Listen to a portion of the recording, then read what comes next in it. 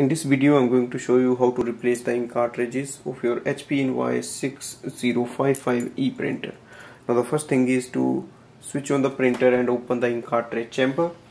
So place your hands like this and lift this section up and wait for the ink cartridges to move to there. Now to open the ink cartridge, open this lock and take the ink cartridge out.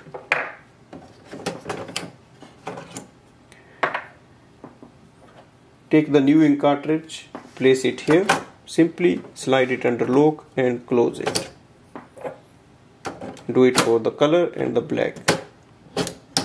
Press the chamber down and let it go slowly and we are ready to use it. Thanks for watching.